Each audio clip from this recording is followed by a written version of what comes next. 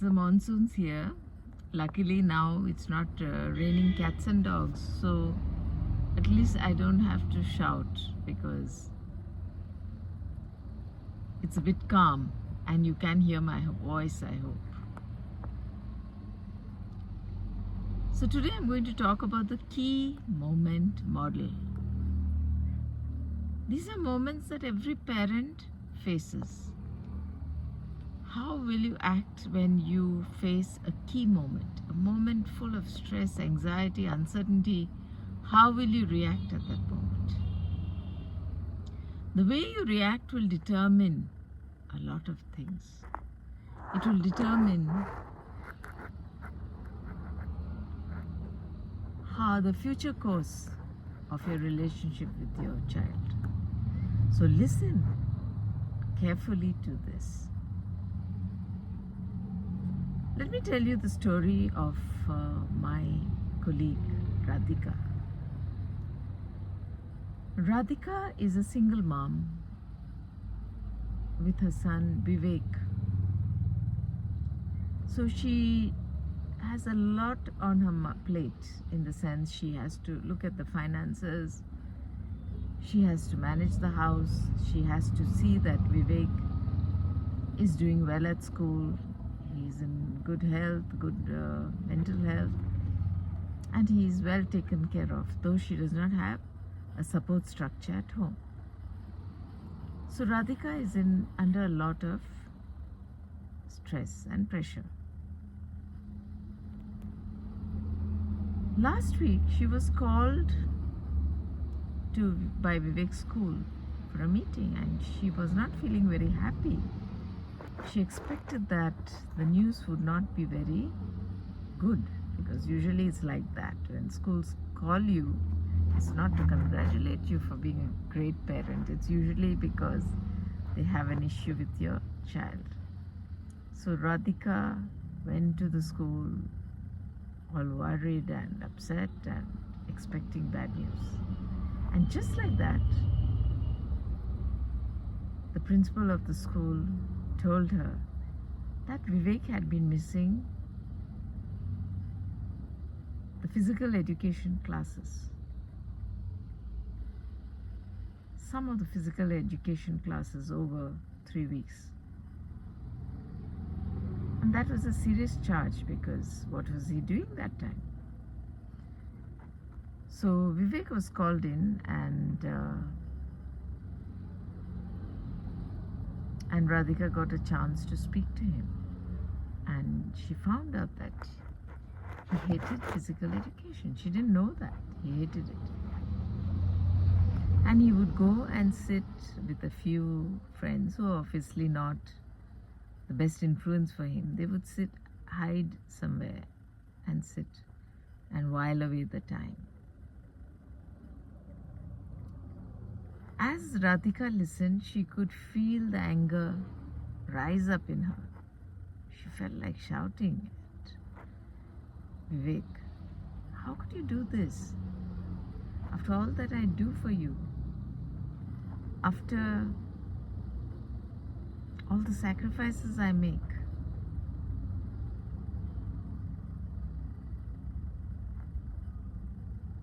Then she remembered the key moment model that had been discussed in an office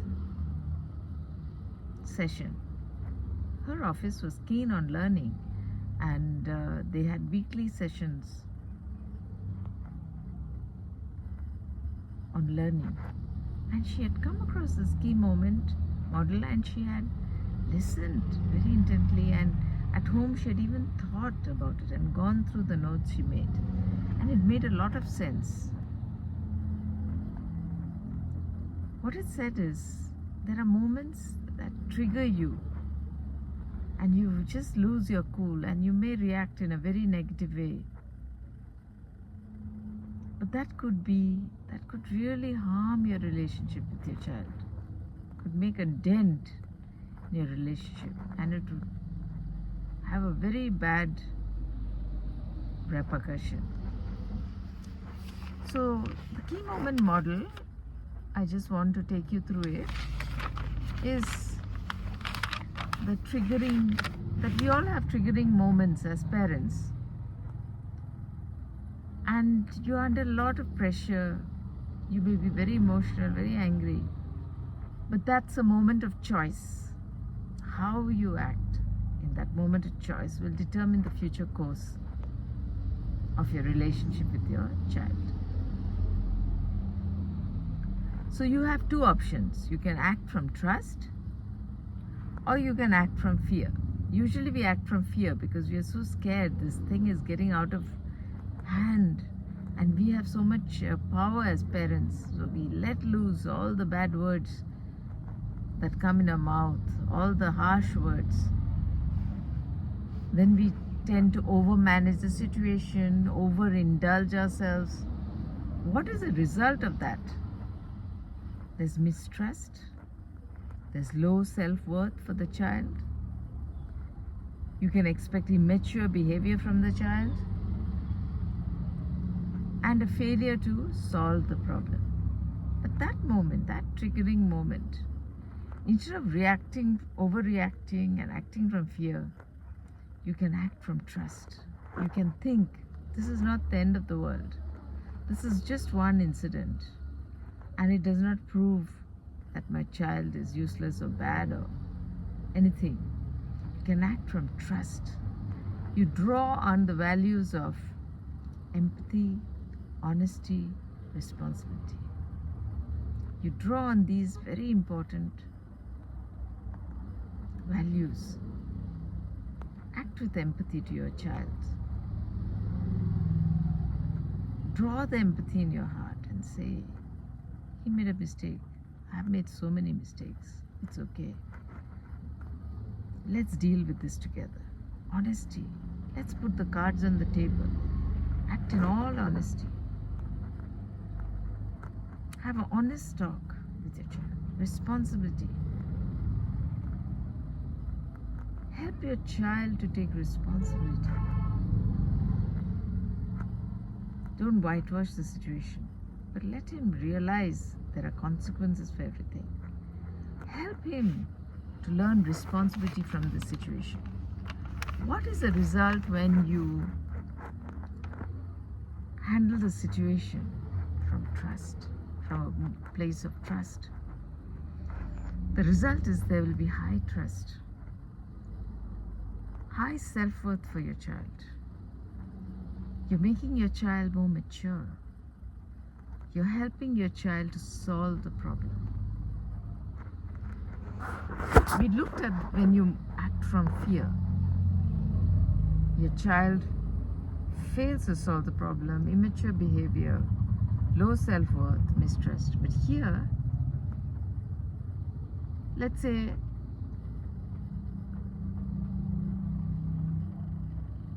the mom goes home. Ritika goes home and then she talks to Vivek and then asks Vivek, what happened? Why did you do this? And she says it without threatening, without sounding angry. She just says it in a loving way, in a curious way, and gives him a chance to explain. So Vivek may open up and say, I hate the physical education classes. I dislike being pushed to run and exercise and do things that make no sense. She can ask Vivek, what is the consequence of your behavior? What happens when you don't attend a class you're supposed to attend? You've broken the rules in the school. So she's asking him, giving him a chance to explain, and she's putting the responsibility back on him.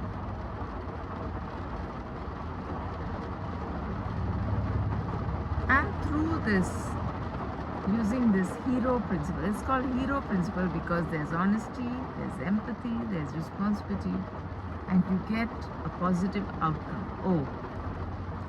So, through this, Vivek learns that you cannot do everything as you wish. There are consequences for wrong behavior.